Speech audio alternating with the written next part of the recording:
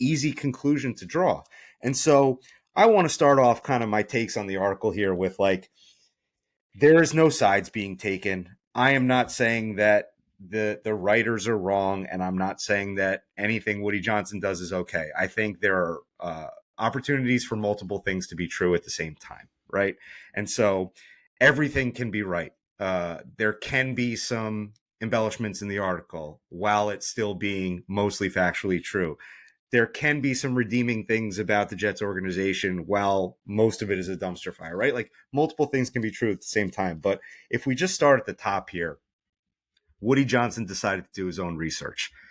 That's a fireball at Aaron Rodgers. Like right out of the gate, that's a fireball at Aaron Rodgers, right? It's bringing up vaccination shit that does not need to be in this article. So I don't love that line at the top. Like that was the first line I read this morning, and I was like, "Oh, come on, man! Like, can we just even a little bit? Can we stick to the football stuff here?" So I'll start there. Didn't love that out of the gate, but I think like as we start to get into it, the first thing they really cover is this Jerry Jeudy thing, and it seems like even today there's been some debate about what this real story is, about whether or not there was a trade actually agreed upon, or whether there were significantly advanced trade talks to the point where the Broncos had said, hey, we don't want Allen Lazard in the package, but we are motivated. We do want to get something done. We do want to move Jeudy, and we are interested in working with you. And somewhere along the way, it got nixed because of something that the kid said to Woody, potentially based on a Madden rating, maybe. But that's kind of like the first arrow here in the article. So what were your thoughts on that one? Yeah, so full transparency, this is not something that was this is not this is not a shot at Zach or Diana or Mike or anything. This is a story that's kind of been.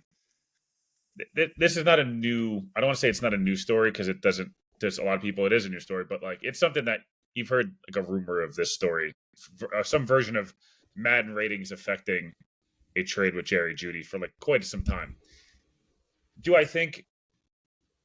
I guess I wasn't on these conversations. I wasn't in the room, so I don't know whether it was said sarcastically, whether it was an idea, whatever it was. I will say I think that it's obviously an insane excuse if that's the reason it got nixed. It's obviously that and the John Simpson thing kind of go hand in hand where like Madden ratings did matter, but then they still signed Simpson, so like how was like Woody was meddling, but he only meddled to a point. It was like some of these things were like a little weird. The one thing I would assume is that because Jeudy was doing big extension, and I know the cap hits are not huge with Jeudy because they have to fit all these guys in with the with the Deshaun contract, but he also has like void years of $12 million down the line, and like that's not ideal. I think he got 3 for 68 if I'm not mistaken, and trading a third or a fourth rounder and a player, as much as Lazard, the Jets wanted to dump him, like it's still a guy who's had decent seasons to an extent, and a day 2 pick for a guy was viewed as kind of a bust. Judy's had a really nice year in Denver for sure. I think the Jets probably, from my perspective, it feels like, and again, maybe they could have had both. It kind of feels like there was Woody wanted Devontae, and his kids wanted Devontae, and the organization probably wanted Devontae, but the Raiders weren't willing to move him at that point, and Joe probably pivoted, said, okay, who else is out there? We've liked Jerry Jeudy. We can dump Lazard's money. Perfect match. The Broncos are, the Broncos are willing to do it. The whole thing. Again, the Madden rating is a fun headline, and I'm not disparaging, again, the reporting in any way, but I think there's other things in the article that bothered me more, quote unquote. This is one of those things that's just like, of course the Jets are going to get called out for using Madden ratings. Look, fun fact, a lot of owners, a lot of coaches, and a lot of GMs watch a lot of TV, and they read a lot of the internet. And a lot of them make a lot of interesting opinions based on Get Up and First Take and First Things First and Good Morning Football and all these shows. Unfortunately, it just comes off like you don't know what you're doing when Madden comes up for John Simpson or for Jerry Jeudy. Again, in hindsight, I'm not sure I would have, if I could have Devontae for a third or fourth rounder or Jerry Jeudy for a third rounder, Lazard and an extension, I'd still rather have Devontae. But yes, the reasoning is stupid, and Madden ratings should have never have anything to do with anything to do in the actual NFL. Definitely not. I also think it's unfair to sit here and act like if they had traded for Jerry Jeudy in the offseason, like everyone thought of it was some massive coup, right? Like Jerry Jeudy was a disappointment in Steve Smith Denver. roasted him in person on Thursday Night Football at the end of last year. Like, you're a Yep. bum, you're mid, all this stuff. Jets fans would have been playing that clip like, what are we doing? And they So, would have yeah, thought that it shut the door on Devontae, and there would have been a faction of people who were upset with it. That being said, I don't think it's a problem that the owners read things and have opinions on them. At the end of the day, a lot of these guys, if this is their primary business, if they're not active in the business world anymore, and this is the thing that they're focusing their time on, like, what else are you doing, right? You're reading about your thing, your toy, whatever it is, right? I think the problem is that either the Johnsons are so forceful that they can't let go and trust the people who are put in place to insulate those thoughts and feelings from becoming actions, or the problem is also shared on the other side of not standing on your business and saying, no, Mr. Johnson, this is a good move for us.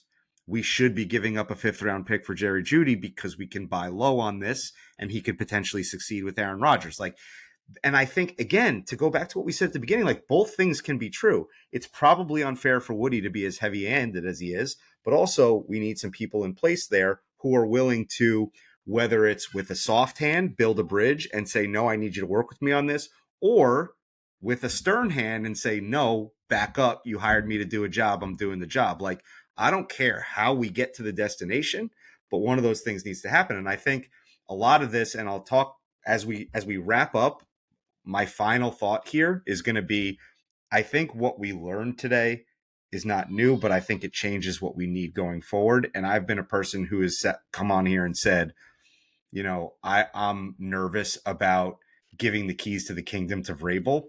But I think what we learned today is we need a guy who's got a little dog in him and the ability to be a dick and the ability to speak truth to, in this case, power. Ideally, you want a guy who can speak truth to everybody. And I think yeah. we learned that Saleh couldn't, and potentially Douglas couldn't also. And so I think this changes the view on the coaching and GM search a little bit. Like, you're looking for a different quality and a different trait than maybe you were before. We're not Yeah, looking for a CEO anymore. We're looking for like a disruptor. an alpha. Yeah. I think I'll group in a couple of different things here. And this is where I don't blame Woody in a lot of senses. There's a lot to blame him for, and I will hit on that at the end. You don't ever hear Mike T, Rex, Herm, Mangini. Do they ever bring up Woody? Ever? Do you ever hear them bitch and complain? No. You know why? They won games. They made the playoffs. You're The one caveat, and I'm yeah. sorry to interrupt Nah, you. yeah. The one thing I'll say is Rex did some kind of weird illusion in when he was doing his month-long I want to be the coach of the Jets tour. He said something that was like, at the time he said it, I was like, oh, he's kind of hinting at something there. And now it's a little bit clearer, where he was like, there's a certain way things are done with the Jets, right? Yep. And I know what they are, and I know how to work around them. And I think what he's saying there is like, I know how to soft glove Woody Johnson, and I know how to like talk him into doing the things that I want to do and talk him down off the ledge. And like, I have that soft touch that maybe other people don't have. And also, I've experienced it already. So now I'll be able to do it better because I came out the other side of it. So, but you're right. At the end of the day, he did it right. He won. He was able to talk around it. He wasn't able to do it forever, but he was, right? Yeah. So you're right. Back to your No, point. no, Sorry. I just to me, it's like it's a results business. And I keep thinking to myself, and again, I know it's not. It sounds like I'm defending Woody, and I'm not. I'm just saying that at some point it comes off as you weren't built for this in Saleh and Douglas side of things. And the one story that to me was really bothersome on the pro Woody side, if you want to call it that, when there really shouldn't be sides, there should just be the facts and not facts. Robert Saleh's best friend, little brother, came here and took a shot, honestly. He didn't have to come here because he was going to get any job he wanted. He came here and had Zach Wilson as his quarterback and the whole thing. When Woody obviously wanted a pound of flesh after the way 2022 finished, and I don't blame him at all. I think that we all were like, I wouldn't have blamed if he fired Salah. Like I think we were all in the mindset of like, we probably should run it back, but someone's going to probably have to, someone's head's going to roll for this. Woody's back from London and the whole thing. And it doesn't seem like Salah really stood up for his boy. And that's really bothersome to me because it seemed like he stood up for Hackett and was willing to die on the sword for Hackett. And that would really piss me off if I was Matt LaFleur. I wouldn't have gone and gave Robert Saleh a job right away to come rebuild your image. Fuck that, dude. Like, I personally, that's just me. I don't know. To me, I thought that was a weird part of the story, not anyone's talked about, and thought that was bothersome. I thought Douglas saying, my boss is a teenager, reeked of mopiness and excuse making in year 5 and year 6 of somebody that never had a 500 season as a GM and did a lot of really good things and is a well-respected football guy, and so is Robert Saleh and all that stuff, and it's not beating them up. But at the end of the day, not only did it came off as like, what are we doing? Like, really, man? Like, yeah, Woody probably made your life more difficult than it needed to be in year 4 and year 5 and year 6 of your tenure. But he didn't go tell you to go trade a day 2 pick for Hassan Reddick, knowing that Woody said he's not going to pay him, and you still went and did it.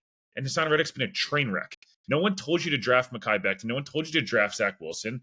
No one told you to hang on to Denzel Mims for years and years and years and all these different things. So, like, for all the good you did, at the same time, a lot of the mistakes, it's not all Woody. Woody's not, you just can't blame Woody for every single situation and Woody's kids and whatever. There's certain things that I'll touch on right at the very end after I get your reaction here of what I think is out of bounds from Woody, and I think that needs to change. But I'm sorry, at the end of the day, Woody didn't sign Jarrad Davis day 1 of free agency for $8 million and Lincoln Tomlinson for $39 million. Like, you know what I mean? Like, I would have just, like, again, if it's me, I think the thing that would have been way more respected is, like, it wasn't good enough. This is what it is. You get the couple leaks here. Hey, one of my but it feels like it's just been a leak fest. And that to me reeks of excuse making that I don't think bodes well. And I think, frankly, if that's out of the building, maybe it's for the better. Yeah. I can't disagree with you. You don't hear about, or let me say it this way. We didn't hear about meddling in the first 3 years when they were being given everything they needed to do their job and it wasn't working. We only heard about the meddling at the end. Yeah. Right. And so while I'm not saying that this is just disgruntled employees making things up, I do fully believe everything in here. Yeah, it's great. It's really good reporting. It's accurate. There's nothing. Yep. Dak and Diana did a great job. I think that this stuff doesn't rear its head until you don't do your job, right? Like, I think you're given the opportunity to do your job before this stuff starts to happen. And it only started to happen because you didn't do your job. In fairness, it should never happen in any workplace, but here it does. And you weren't able to deal with it, and you weren't able to hold it off either by succeeding before it started happening. And so, like, yeah, this is one of those unfortunate situations where, like, everybody's an asshole. Like, nobody comes out clean. Yeah, nobody wins this. Yeah, so, like, whoever the sources were, and I think some of them were team employees. Diana Rossini went on the radio today, and look, I maybe you tell me, Will, maybe this is something I shouldn't say out loud, but, like, Diana Rossini went on the radio today, and she was talking about how the team president of the Jets is well-respected around the league, all these things, right? And to me, as an uneducated fan who's not in the media and doesn't know anything, I went, oh, he's the source. The way she was talking about him, I was like, the team president is the source, right? And so, like, at that point, I was almost like, wait, is this a mutiny? Are people that are still employed by the team trying to put this stuff out there? And so I think, big picture, like, what this leads to is, like, does this create change? And I'm not saying that it's going to make him sell the team. He's never going to sell the team. And I'm okay with that. Well, okay with it is a stretch, but he's not going to sell the team. And I've accepted that. But is there a point where all of this stuff hits a critical mass boiling point where, like, if you are somebody who's reading the media and you continue to create these stories and they continue to bubble up, and then you start to hear that potentially it's coming from people who are still employed by you and who are made men they're like inside the organization for long periods of time. At some point, do you go, man, am I doing this all wrong? Maybe I should hire some people and step back, right? Like, and maybe that's going to happen. And I mean, I don't know if you want to talk about the kid stuff. I don't want to get on here as a 40-year-old man and talk about children who are less than half my age bringing their friends into locker rooms. Like, I think that's a conversation that can be had. I don't think I'm the right one to have it. I'll say that my opinion is this. I think it's not an issue on the part of the children. I think it's an issue on the part of the parent. Being a parent myself, when you take your kids places, you have to be conscious of what they're doing and you have to teach them the right way to act in certain situations.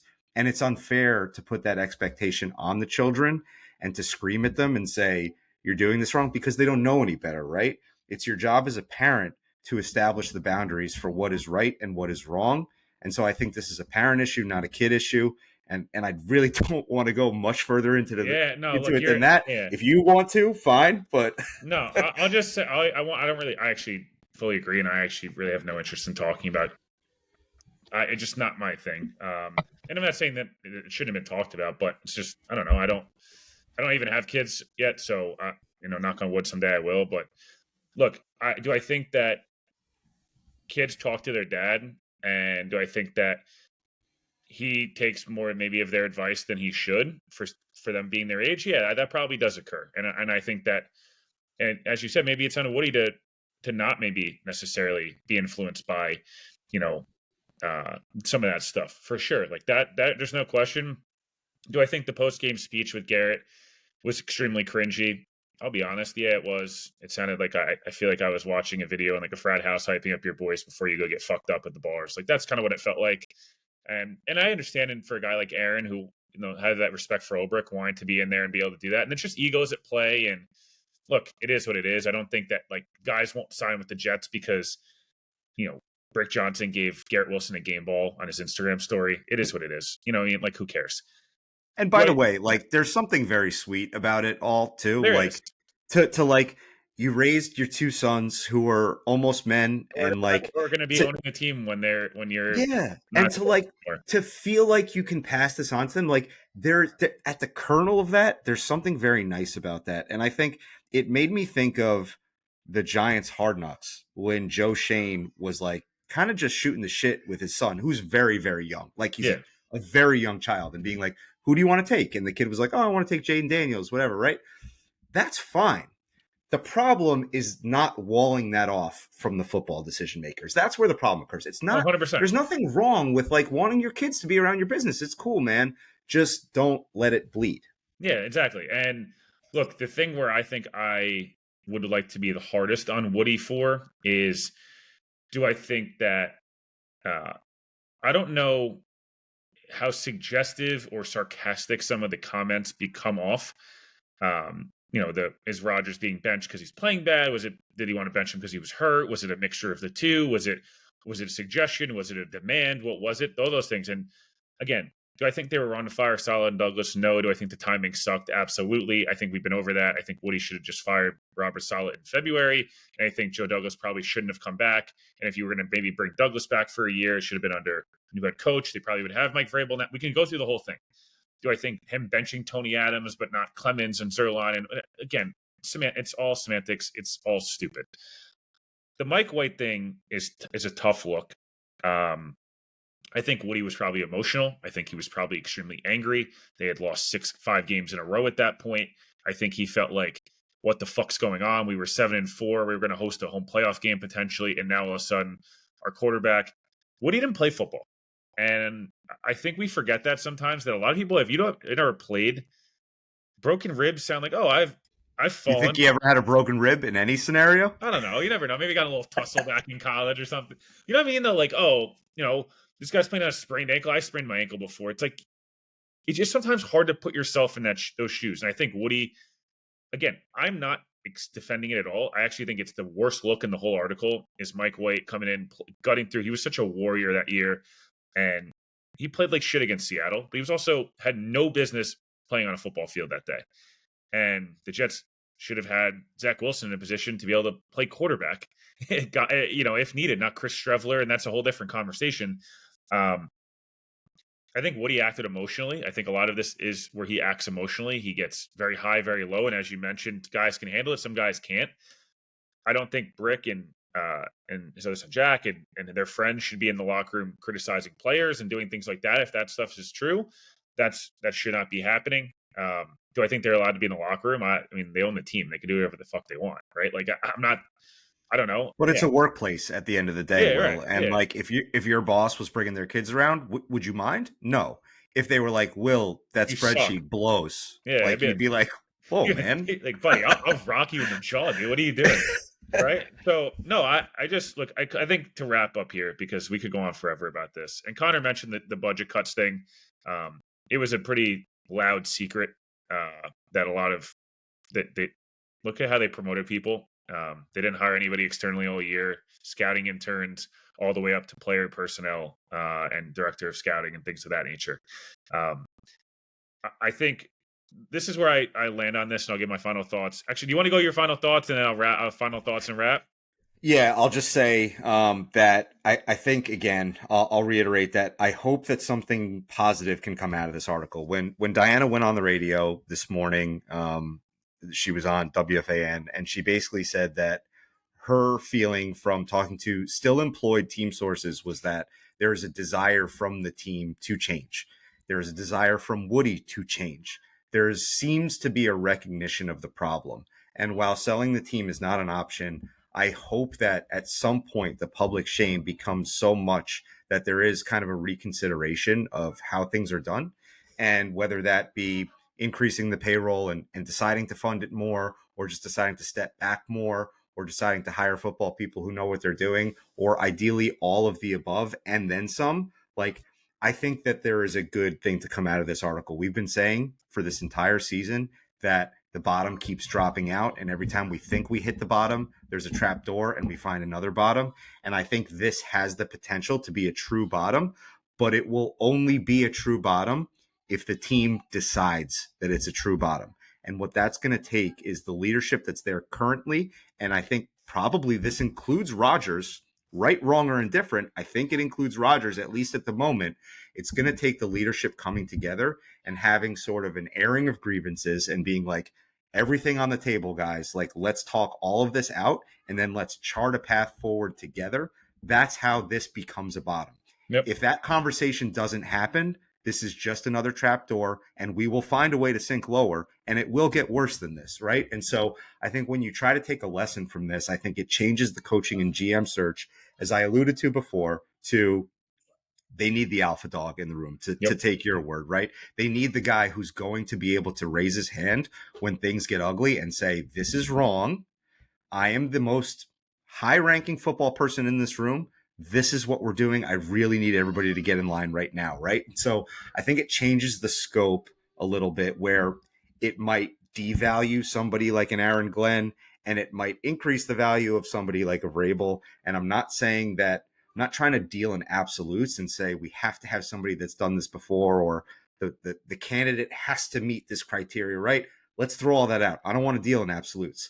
What I want to look for is traits and what I think this organization needs. And so I think it changes the color of the conversation moving forward. And this can be a bottom from which the team goes up if they choose it to be. Yeah. I guess in wrapping here, obviously talk some sack exchange, Rodgers, Doc. Look, it's a big 3 games ahead for Aaron Rodgers. It's a big 3 games ahead for some of these guys who are looking for extensions and things like that. Rodgers can play himself probably into the plans in 25. He could play himself out of it. It seems like week by week or month by month, everyone has different feelings. To wrap up the article, as you mentioned, I think everyone comes out looking like an asshole a little bit. I think that a lot of this stuff occurs in a lot of organizations. I think the Jets are losing right now. They've been a perennial loser. They're in the biggest market in the world. And when you lose and you do dumb stuff and you have a leaky faucet or two in the building, all of that mixes into 3 pieces in a calendar year on how you're being pretty inept. And again, there's a lot that can be taken as some of the stuff's out of the building. But the Woody of it all is Johnson of all is still there. And they've won with Woody before. They've been successful for long stretches. He's hired the right people. Him and Chris have not hired the right people for a while now. and they have not gotten quarterback, and they have not gotten head coach and GM right. And until that happens, bad things will happen. But we've seen them do it and get it right, and they've been in title games and division titles and division title and playoff wins and playoff appearances. Like, we've seen it work both ways. Woody needs to stay as far out of it at the beginning as possible. And if things go bad, it's your business, man. Like, do what you got to do. And the next head coach and GM have to have serious balls. And Mike T, and we joke on this podcast that his last appearance on here was tough. Mike's a tough motherfucker, and he takes shit from nobody. And that's why he was successful in New York. He learned under Parcells. He was with Woody the entire time. Rex doesn't take shit from anybody. Eric Mangini certainly doesn't take shit from anybody. Herm Edwards, tough dude, played in the league for a long time. Even to an extent, Todd Bowles, I don't think was taking stuff from anybody. And I'll close at this point when it comes to Rodgers, Woody, Chris Johnson, whoever it may be. Hyper competitive, hyper successful people want a challenge. They might tell you they want it their way, and they do want it their way ultimately, but they want to work for it a little bit. They want that itch, that to scratch that itch of, I want to beat this. I want to beat this person. I want to beat whatever it is. And I think Woody's willing to spend in this hire, and Woody's, I think he wants to win. I think that part of the problem is he wants to win so bad. He doesn't know when. Jerry wants to win so bad, and these guys want to win so bad. They don't know sometimes when to take their foot off the gas. The Jets have been top 5 in cash spend and all this stuff. Time to start also investing that money in the front office, in the coaching staff, in training facilities, in all these different things. You and Connor have talked about, everyone's talked about, the Mets and the Yankees and all these different things.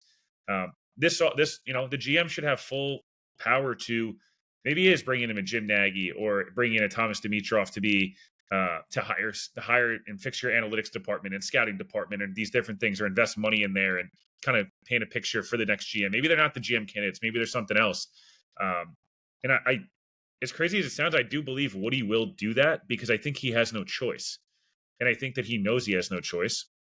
And I think if it comes down to Mike Vrabel's looking for 5 for 50, I think that if Vrabel comes back and says 5 for 65, or I'm not taking the job, I think Woody will do it.